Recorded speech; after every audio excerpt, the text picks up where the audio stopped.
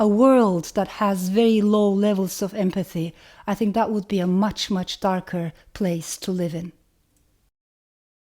So the word I want to talk about today is a word that is very close to my heart, and it's a word that I think about a lot as a writer, as a storyteller, and that word is empathy. The English word has connections with the ancient Greek word, and at the heart of it there is pathos, feeling. Some might say there's maybe passion or suffering as well. But right away I want to make a distinction between empathy and sympathy. Even though they might sound similar or they might have similar roots, I think they're completely different things. Sympathy at first glance has very positive connotations, but when you scratch the surface a little bit, underneath there is a distance, if not even a hierarchy, between the observer and the person who is being observed. So in a way you're showing pity or sympathy as if you're a little bit above that person, as if you're a bit better off and looking not down upon that person necessarily, but from a certain distance, even if with good intentions. I think empathy is a very different word than sympathy. It is much, much more complex. So the old saying, the old English saying, to walk in someone else's moccasins might be helpful in that regard, because in order to develop empathy, we need to be able to walk in the shoes of another person for a few hours or for a few days and experience the world through their eyes and see how the world treats you if you were to become that person. It's almost like a cognitive journey, an intellectual journey. You might even say it's a spiritual journey, it's a humbling journey to become someone else and understand their sorrow, their joys, their story.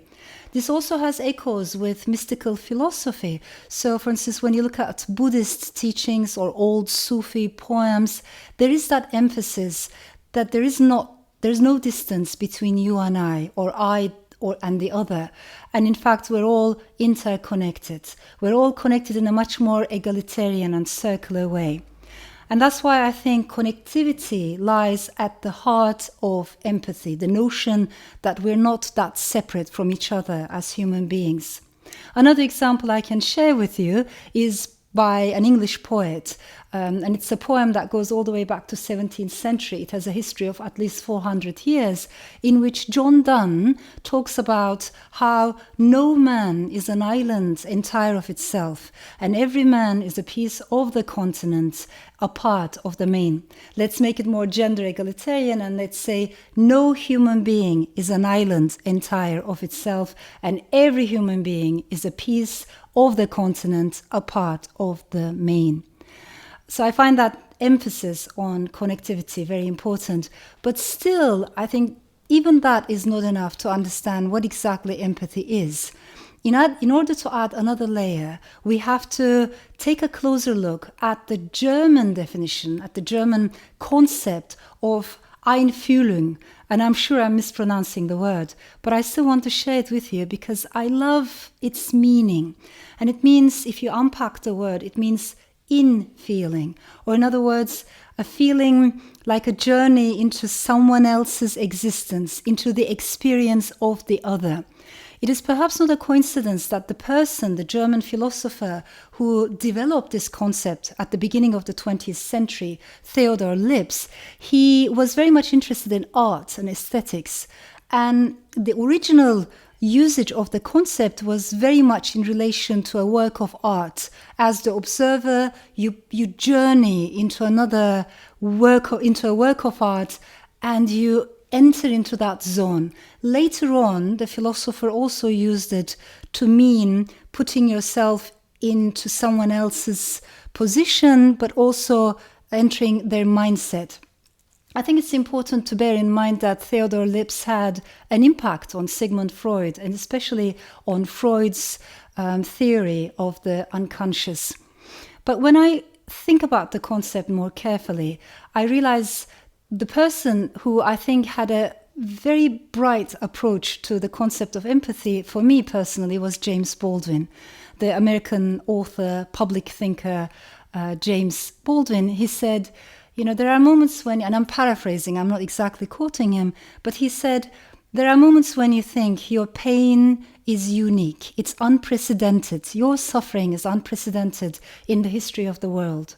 But then you read books. And when you read books, you realize that the things that torment you most are actually also the things that connect you in a much deeper way to the rest of humankind. And I believe that connection through, feeling other people's stories and sorrows is essential for the art of storytelling. You might also say the poet Walt Whitman even took it a step further. He said, when I see a wounded person, let's say on the street, I do not ask that person how they feel, I become the wounded person. For me, that's very interesting because when you're writing a novel, you have to become that person. Even if the characters you're writing about might not be very positive at first glance. But I don't think it's only writers that make those journeys of empathy. Readers also make those journeys. I have many readers in Turkey and in different countries who might come from more conservative backgrounds.